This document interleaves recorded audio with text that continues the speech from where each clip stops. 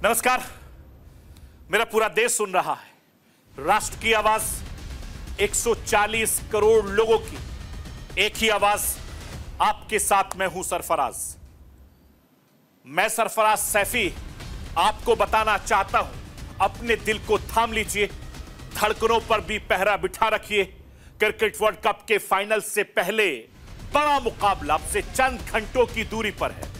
लोकतंत्र के सबसे बड़े महापर्व के जश्न का दिन कुछ कदम की दूरी पर है।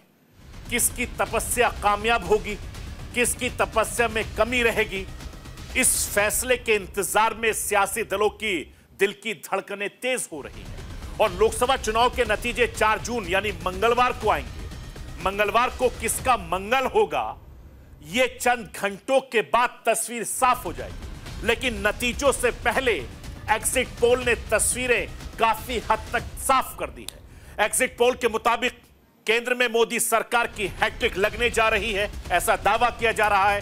बीजेपी के लिए जीत ऐतिहासिक होगी, इसलिए भारतीय जनता पार्टी इस जीत को यादगार बनाने के लिए पूरी तरीके से तैयारी कर ली है। जीत के लिए क्या है बीजेपी की तैयारी, यह आज आपको राष्ट्र की आवाज के जरिए बताने, दिखाने, समझाने की कोशिश करूंगा। एग्जिट पोल के अनुमानों के बाद विपक्षी गठबंधन बौखलाया हुआ है। पहले तो इंडिया गठबंधन का प्रतिनिधि दल वोटों की गिनती से पहले चुनाव आयोग के सामने कुछ मांगे लेकर गया था। फिर कांग्रेस नेता जयराम रमेश ने सरेआम आरोप लगाया कि सरकार ने 150 के करीब जिलाधिकारियों को फोन करके धमकाया है। और कांग्रेस की ओर से इतने बड़े आरोप के बाद चुनाव आयोग ने प्रेस कॉन्फ्रेंस करके नतीजों से पहले विपक्ष के सारे आरोपों का जवाब दिया। इसके साथ ही कांग्रेस की तरफ से लगाए गए सभी आरोपों पर सबूत भी मांगे। बीजेपी ने भी चुनाव आयोग से कुछ शर्तें सामने रखी हैं, कुछ मांग की है। चुनाव आयोग क्या कहता है, चुनाव आयोग से विपक्ष और बीजेपी की क्या मांग है, यह आज आपको राष्ट्र की आवाज के जरिए आपको समझाने की कोशिश करूंगा। लोकसभा चुनाव के बाद सभी की नजरें नतीजों पर लगी हैं, जो अब से कुछ घंटे के बाद हम सबके सामने होंगे। नतीजों से पहले तमाम एजेंसियों ने एक बार फिर से मोदी सरकार बनने का अनुमान जताया है। लेकिन विपक्ष का कहना है कि नतीजे एग्जिट पोल के आंकड़ों से अलग होंगे। नतीजों में इंडिया गठबंधन की सरकार बनेगी। विपक्ष आखिर ऐसा किस आधार पर कह रहा है, क्यों विपक्ष सभी एग्जिट पोल को नकार रहा है? पिछले कुछ लोकसभा के एग्जिट पोल की अगर देखें तो एग्जिट पोल के आंकड़े सच साबित नहीं हुए हैं। शायद यही वजह है कि विपक्ष नतीजों के इंतजार में है। आखिर क्या कहता है पिछले 4 लोकसभा चुनाव के एग्जिट पोल, यह आज आपको राष्ट्र की आवाज के जरिए बताने, दिखाने, समझाने की कोशिश करूंगा। मैं अपने हिंदुस्तान के कोने कोने की आवाज को दिल्ली तक पहुंचाता हूं, दिल्ली की आवाज को देश दुनिया के कोने कोने तक पहुंचाता हूं। नेताओं की आवाज को मैं आम लोगों तक पहुंचाता हूं, आम लोग की आवाज को मैं अपने देश के हुक्मरानों तक पहुंचाता हूं। आपकी आवाज से मिलती है मेरी आवाज और बन जाती है राष्ट्र की आवाज।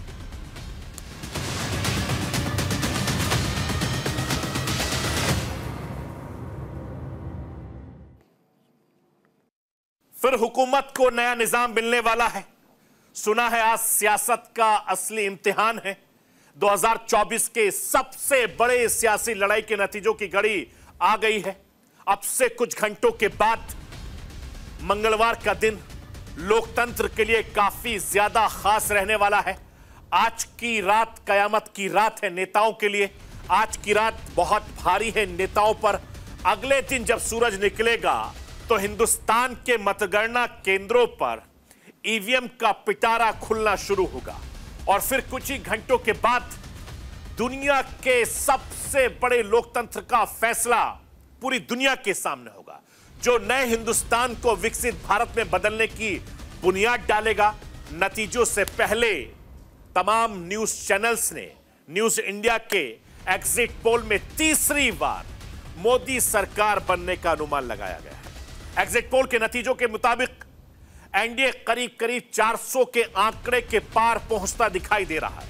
जबकि इंडिया गठबंधन को 150 सीटों के आसपास मिलती दिखाई दे रही है।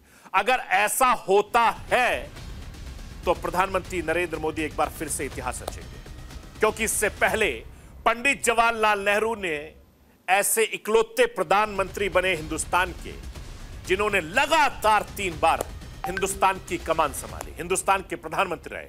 और पूर्ण बहुमत के लिहाज से देखा जाए तो पंडित जवाहरलाल नेहरू को पूर्ण बहुमत मिला था और पीएम मोदी को भी पूर्ण बहुमत मिला है। और इस बार की जीत बीजेपी की बड़ी जीत होगी। कई इतिहास बनेंगे, कई इतिहास टूटेंगे। इसलिए बीजेपी इस जीत का जश्न भी यादगार बनाना चाहती है, जिसकी तैयारी जोरों शोरों से इस वक्त चल रही है। मैं आपको यह बताना चाहता हूं कि बीजेपी खेमे में जश्न की तैयारियां शुरू हो चुकी हैं। कनात शामियाना लगा दिया गया है, लड्डू तैयार किए जा रहे हैं। नतीजों से पहले बीजेपी एक्शन मोड में है। भारतीय जनता पार्टी के अध्यक्ष जेपी नड्डा ने गृह मंत्री अमित शाह, रक्षा मंत्री राजनाथ सिंह, बीएल संतोष से लेकर पार्टी के तमाम बड़े नेताओं के साथ बैठक की, मुलाकात की। और यह बैठक बीजेपी अध्यक्ष जेपी नड्डा के घर पर हुई। मेरे सूत्र यह बता रहे हैं कि बीजेपी बड़े जश्न की तैयारी कर रही है और बीजेपी की बैठक में इसको लेकर बहुत ज्यादा चर्चा है। लोक कल्याण मार्ग से लेकर बीजेपी दफ्तर तक बड़ा रोड शो होगा। इसके बाद प्रधानमंत्री नरेंद्र मोदी बीजेपी दफ्तर पहुंचेंगे, बीजेपी के कार्यकर्ताओं को संबोधित करेंगे। शपथ ग्रहण समारोह के लिए लोक कल्याण से भारत मंडप तक जोरदार तरीके से जश्न होगा। हिंदुस्तान से आए हुए बीजेपी के कार्यकर्ता भी इस मंडप में जुटेंगे। मैं आपको यह बताना चाहता हूं कि 2024 के नतीजे अब से कुछ घंटों के बाद हम सबके सामने होंगे, लेकिन उससे पहले अटकलों का बाजार गर्म है। गांव, शहर, कस्बे, नुक्कड़ से लेकर अलग अलग प्लेटफॉर्म के जरिए, सोशल मीडिया के जरिए हर कोई एक दूसरे से पूछ रहा है कि कौन आ रहा है हिंदुस्तान की सत्ता में, किसकी सरकार बन रही है, कितनी सीटें मिल रही हैं। इसका जवाब बस एग्जिट पोल के आंकड़ों के आधार पर एक दूसरे से बातचीत चल रही है। और ये आंकड़े बताते हैं कि 4 जून को एक बार फिर से मोदी की सुनामी आने वाली है। एग्जिट पोल के मुताबिक हिंदुस्तान के प्रधानमंत्री नरेंद्र मोदी का जादू उत्तर से लेकर दक्षिण, पूर्व से लेकर पश्चिम हर तरफ दिखाई देगा। एग्जिट पोल की अगर माने तो दक्षिण के द्वार भी बीजेपी के लिए इस बार खुलते नजर आ रहे हैं। हालांकि विपक्ष इस एग्जिट पोल को मानने से इनकार कर रहा है। विपक्ष का कहना है कि जब नतीजे आएंगे तो सारे एग्जिट पोल धरे के धरे रह जाएंगे। यही नहीं, विपक्ष अपना खुद का एग्जिट पोल भी बताता है और चुनाव में इंडिया गठबंधन को कितने सीटें आएंगी इसका पहले कांग्रेस अध्यक्ष मल्लिकार्जुन खड़गे ने बताया और फिर राहुल गांधी ने, और अब कांग्रेस के पूर्व अध्यक्ष सोनिया गांधी भी कह रही हैं कि 4 जून का इंतजार करें। मैं राष्ट्र की आवाज के जरिए कांग्रेस के तीनों बड़े नेताओं को सुनवाना चाहता हूं कि सुनिए कि जो एग्जिट पोल आए हैं उनको क्या कह रहे हैं, सरकार को लेकर वो क्या कुछ कह रही हैं। पहले इन कांग्रेस के बड़े नेताओं को सुनिए, उसके बाद आगे की बात। Hoping a very good ma'am. Ma'am, what are your expectations for tomorrow, ma'am? Any comments, please? Ma'am, exit polls are giving majority to NDA. Are you? We just have to wait and see. India गठबंधन कम से कम 295 सीटें plus 295 से ज्यादा आएंगे, कम तो नहीं आएंगे। ये हमने आकलन किया कि सभी हमारे नेताओं से पूछने के बाद ये एक आंकड़ा हमारे पास मिला है और इस आंकड़े में कोई बदलाव नहीं है। ये एक जनता की सर्वे है, हमारा सर्वे नहीं है। जो जनता ने सीधा हमारे को कहा है और हमारे नेताओं को जो इंफॉर्मेशन दिया है, ये इंफॉर्मेशन पहुंचाया है, उस आधार पर ये हमने आज आप लोगों को बता रहे हैं। इसका नाम एग्जिट पोल नहीं है, इसका नाम मोदी मीडिया पोल है। ये मोदी जी का पोल है, फैंटेसी पोल है उनका। सर कितनी सीटें आ रही हैं आपके हिसाब से? सरकार बन रही है। सिद्धू मूसेवाला का सॉन्ग सुना आपने? 295। तो आपने सुना, कांग्रेस पार्टी के तीनों बड़े नेता अलग अलग तरीके के दावे कर रहे हैं, बता रहे हैं कि किसकी सरकार बनेगी, कैसे नतीजे होंगे, कैसे किस तरीके से आगे की कार्रवाई होगी। आप इस बात से अंदाजा लगाइए कि तमाम जो राजनीतिक दल है वो अपनी अपनी जीत का दावा कर रहे हैं। समाजवादी पार्टी के अध्यक्ष अखिलेश यादव ने नतीजों से पहले मीडिया को संबोधित किया, मीडिया से बातचीत की और यह दावा किया कि 4 जून को हिंदुस्तान नकारात्मक शक्तियों से आजाद होने जा रहा है। अखिलेश यादव ने मोदी सरकार के 10 साल के कार्यकाल को लेकर भी बयान दिया, मुद्दों के सहारे मोदी सरकार के कार्यकाल पर सवाल उठाए। मैं राष्ट्र की आवाज के जरिए समाजवादी पार्टी के प्रमुख अखिलेश यादव को सुनवाना चाहता हूं, सुनिए कि इस जीत को लेकर वो क्या कुछ कह रहे हैं। सामाजिक रूप से भाजपा ने देश में सौहार्द बिगाड़ा, भाईचारा खत्म किया, जाति के खिलाफ जाति, संप्रदाय के खिलाफ संप्रदाय लड़वाया, संविधान द्वारा दिए गए आरक्षण को साजिशन खत्म करने के लिए बेरोजगारों से छल किया, पेपर लीक कराए, देश के लिए आगे बढ़कर लड़ने वालों की बहन बेटियों के लिए जानबूझकर अपने मंत्रियों से अपशब्द कहलवाए, महिलाओं के प्रति अपराध बढ़ाए, मणिपुर हाथरस महिला पहलवान, पिछड़े दलित अल्पसंख्यक व आदिवासियों पर अत्याचार और सबसे खराब व्यवहार किए जाने के लिए रिकॉर्ड बना।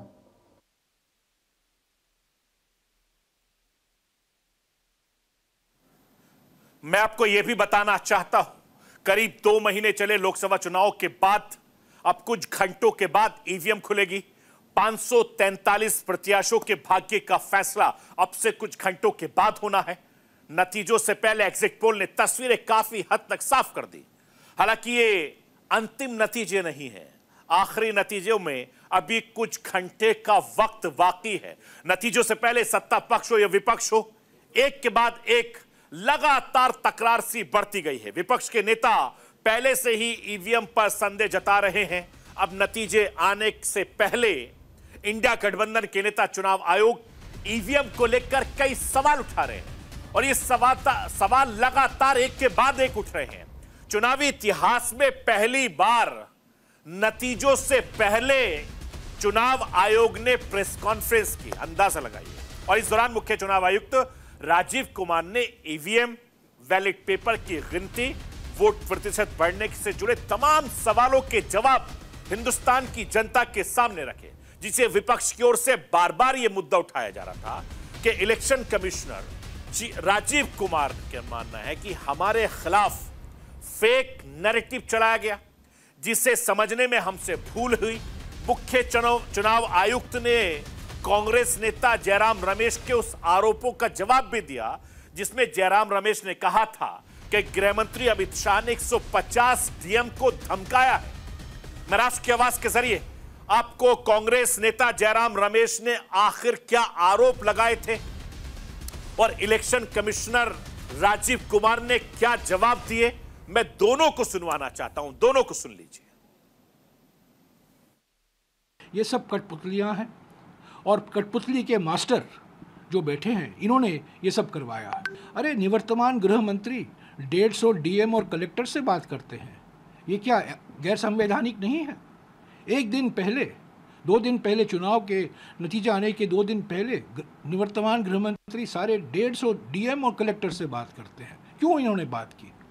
तो ये सब दबाव लगा रहे हैं, एक माहौल पैदा कर रहे हैं कि हम आने वाले हैं, हम आने वाले हैं, हम आने वाले हैं। पर हकीकत यह है कि वो जाने वाले हैं, जाने वाले हैं, जाने वाले हैं। देखिए, ये मतलब कैसे हो सकता है ऐसा कि लार्ज नंबर में आरओज को इन्फ्लुएंस कर दिया गया है? कैसे हो सकता है देश में? वो जो मैंने जिनकी फोटोज दिखाई थी आपको, जो काम कर रहे हैं पिछले 3-3 महीने से गर्मी में, कोई पूरी कंट्री के 800, 900, 700, 600, 500 लोगों को इन्फ्लुएंस कर सकता है? कर सकता है तो बताइए किसने किया, हम उसको सजा देंगे। हम उसको सजा देंगे, उसे बताना चाहिए कि किसने किया। काउंटिंग से पहले बताना चाहिए किसने किया, ताकि उन सब डिस्ट्रिक्ट मजिस्ट्रेट्स को या जिसने किया उसको हम सजा दे सकें। ऐसा नहीं हो सकता कि आप कोई अफवाह फैला दें और एक सबको शक के दायरे में ले आए, ऐसा नहीं हो सकता। मैं आपको यह भी बताना चाहता हूं कि नतीजों से पहले इंडिया गठबंधन के नेता अपनी मांग को लेकर चुनाव आयोग के दरवाजे पहुंचे थे, तो दूसरी तरफ सत्ता पक्ष के नेता भी अपनी मांगों को लेकर चुनाव आयोग से मिले। वित्त मंत्री निर्मला सीतारमण, पीयूष गोयल ने भी चुनाव आयोग से अपनी बातें रखी। अब सत्ता पक्ष और विपक्ष ने चुनाव आयोग के सामने क्या मांगे रखी, वो भी मैं राष्ट्र की आवाज के जरिए आपको सुनवाना चाहता हूं। सुन लीजिए, आप स्क्रीन के जरिए देखिए किस तरीके से ये बातें रखी है, चुनाव आयोग से मांग की है। विपक्ष की मांग है कि ईवीएम से पहले जारी किए गए पोस्टल बैलेट के नतीजों को बीजेपी ने कहा कि चुनाव प्रक्रिया कमजोर करने की लगातार कोशिश चुनाव आयोग संज्ञान ले। विपक्ष ने कहा कि चुनाव आयोग मतगणना की प्रक्रिया को स्पष्ट दिशा निर्देश जारी करे, सुनिश्चित करे कि बीजेपी ने मांग की है कि मतगणना में चुनाव आयोग के प्रोटोकॉल का पूरी तरीके से पालन हो। विपक्ष की मांग है कि ईवीएम का कंट्रोल यूनिट सीसीटीवी की निगरानी में रहे और कंट्रोल यूनिट का वेरिफिकेशन भी हो। बीजेपी ने मांग की है कि वोटों की गिनती और नतीजों के ऐलान के दौरान सुरक्षा सुनिश्चित करे। विपक्ष ने कहा कि ईवीएम कंट्रोल यूनिट में मतदान प्रक्रिया की शुरुआत और समापन के वक्त तारीख का मिलान किया जाए। तो बीजेपी ने मांग की है कि वोटों की गिनती के दौरान सुरक्षा निगरानी के उपाय बढ़ाए जाएं ताकि हिंसा और किसी भी गड़बड़ी को रोका जाए। विपक्ष की मांग है कि ईवीएम सील करते वक्त ईवीएम में लगाई गई पर्ची टैग को सभी मतगणना एजेंटों को दिखाया जाना चाहिए। तो बीजेपी ने कहा कि अधिकारी चुनाव आयोग के सभी प्रोटोकॉल का पालन करें। यह सत्ता पक्ष और विपक्ष इस मांग को लेकर मुख्य चुनाव आयुक्त ने क्या कुछ कहा, वो भी मैं राष्ट्र की आवाज के जरिए आपको सुनाना चाहता हूं। सुन लीजिए राजीव कुमार। कल मल्टी पार्टी डेलीगेशन में हमसे कुछ डिमांड की गई थी, हम सबको माने। उनका कहना था कि लिखित में कि सीसीटीवी मॉनिटर्ड मूवमेंट होना चाहिए कंट्रोल यूनिट्स का। डन, होगा, होता ही है। जाली लगी होती है, उसके बीच में से निकलती जाती है, होगा। Verification of current date and time display होना चाहिए, मैंने पहली स्लाइड में दिखाया, वो तो हमारी इंस्ट्रक्शन में लिखा है, होगा, मान लिया। स्टार्ट एंड एंड टाइम दिखाया जाना चाहिए, दिखाया जाएगा, जरूर दिखाया जाएगा, वो दिखाया जाना भी है, हमने मान लिया। मशीन के टैग्स को, ये कल की डिमांड्स हैं, तो स्लिप्स एंड टैग्स को वेरीफाई किया जाना चाहिए, जरूर किया जाना चाहिए। सीयू आने के बाद उसकी चेकिंग होनी चाहिए, स्टाफ को करनी चाहिए, काउंटिंग स्टाफ को। Instructions to counting staff to show the counting agents date of poll, name, party candidate, किसको कितने वोट मिले, जरूर दिखाया जाना चाहिए। काउंटिंग ऑफिशियल्स को रिकॉर्ड करने का मौका दिया जाना चाहिए कि मशीन उससे पहले नेक्स्ट रूम में जाए, जरूर किया जाना चाहिए। एवरी राउंड का रिजल्ट वहां डिस्प्ले करना चाहिए हर एआरओ को हॉल में। कल मल्टी मैं आपको यह भी बताना चाहता हूं कि एग्जिट पोल की माने तो प्रधानमंत्री नरेंद्र मोदी हैट्रिक लगाने में कामयाब हो रहे हैं और इतिहास रचने जा रहे हैं। कई टीवी चैनल तो भारतीय जनता पार्टी के अनुरूप 400 पार के नारे को साकार होते दिखा रहे हैं। जीत को लेकर बीजेपी चुनाव आयोग से पहले भी और चुनाव के बाद भी पूरी तरीके से कॉन्फिडेंट है। बीजेपी जीत के जश्न की तैयारी बहुत जोरों शोरों से कर रही है। इंडिया गठबंधन को पूरी तरीके से भरोसा है कि एग्जिट पोल के आंकड़ों से अलग चुनावी नतीजे होंगे। इंडिया गठबंधन का दावा है कि 295 सीटें इंडिया गठबंधन जीत रहा है। अब किसके दावे में कितना दम है, इसकी तस्वीर अब से कुछ घंटों के बाद साफ हो जाएगी। लेकिन पिछले कुछ एग्जिट पोल के आंकड़े देखें तो ये एग्जिट पोल से साफ पता चलता है कि पोल्स की जो अंतिम लकीर है उसको समझना समझदारी नहीं है। मैं राष्ट्र की आवाज के जरिए पिछले लोकसभा चुनाव के एग्जिट पोल्स क्या कुछ कह रहे हैं, नतीजे क्या रहे हैं, मैं राष्ट्र की आवाज के जरिए 140 करोड़ जनता को बताना समझाना चाहता हूं। समझिए, साल 2004 में एग्जिट पोल जनता का मूड भांपने में कामयाब नहीं रहा था। सभी exit polls Atal Bihari Vajpayee BJP गठबंधन को जीत दिला रहे थे, लेकिन नतीजे बिल्कुल उलट थे। बीजेपी का गठबंधन 181 सीटों पर सिमट गया था और कांग्रेस के गठबंधन को 208 सीटें मिलने के साथ मनमोहन सिंह की सरकार बनी थी। यानी 2004 के एग्जिट पोल पूरी तरीके से फेल हो गए थे। साल 2009 में सभी एग्जिट पोल बीजेपी और कांग्रेस गठबंधन के बीच कांटे की टक्कर का अनुमान लगा रहे थे। कांग्रेस गठबंधन को 200 से कम, बीजेपी अलायंस को 190 के करीब सीटें दे रहे थे, लेकिन नतीजे का दिन आया तो मनमोहन सिंह के नेतृत्व वाली कांग्रेस गठबंधन 262 सीटें मिली थी और एक बार फिर से डॉक्टर मनमोहन सिंह हिंदुस्तान के प्रधानमंत्री बने। यह भी एग्जिट पोल गलत साबित हुए, सटीक अनुमान नहीं लगाया गया था। इसके बाद साल 2014 में ज्यादातर पोल बीजेपी गठबंधन को 272 से 276 सीटें दिलवा रहे थे, लेकिन कुछ एग्जिट पोल को छोड़ दें तो मोदी की लहर को कोई एजेंसी भाप नहीं पाई थी। नतीजों का दिन आया तो भारतीय जनता पार्टी को 336 सीटें मिली थी और पीएम मोदी के नेतृत्व में भारतीय जनता पार्टी ने हिंदुस्तान में पूर्ण बहुमत की सरकार बनाई। उस वक्त सिर्फ एक एजेंसी के एग्जिट पोल नतीजों के काफी करीब थे। बीजेपी को 340 सीटें दी थी। इसके अलावा साल 2019 में भी एग्जिट पोल भी सटीक अनुमान से दूर रहे। एग्जिट पोल बीजेपी गठबंधन को 280 से 300 पार तक के सीटें दे रहे थे, जबकि नतीजों में बीजेपी को 352 सीटें मिली थी और नरेंद्र मोदी के नेतृत्व में एक बार फिर से हिंदुस्तान में मोदी सरकार बनी। उस वक्त भी सिर्फ एक एजेंसी ही नतीजों के आसपास सटीक भविष्यवाणी करने में कामयाब रही थी। मैं आपको यह भी बताना चाहता हूं कि 2024 के एग्जिट पोल कितने सटीक होंगे अब से कुछ घंटों के बाद तस्वीर साफ हो जाएगी। लेकिन आज की रात राजनेताओं के लिए कयामत की रात है। कितनों को नींद आएगी, कितनों को होश उड़े हैं, कितने रात भर जागेंगे, क्योंकि इम्तिहान हो चुका है। रिजल्ट आने में कुछ घंटे बाकी हैं और पूरा हिंदुस्तान इस बात का इंतजार कर रहा है कि नतीजे किसके फेवर में आएंगे। अब से कुछ घंटों का इंतजार हमें करना होगा और यह तस्वीर साफ हो जाएगी कि हिंदुस्तान में किसकी सरकार बन रही है। तो ये थी राष्ट्र की आवाज। बाकी खबरों के लिए आप बने रहिए न्यूज़ इंडिया के साथ। कल रात 9 बजे फिर होगी मुलाकात।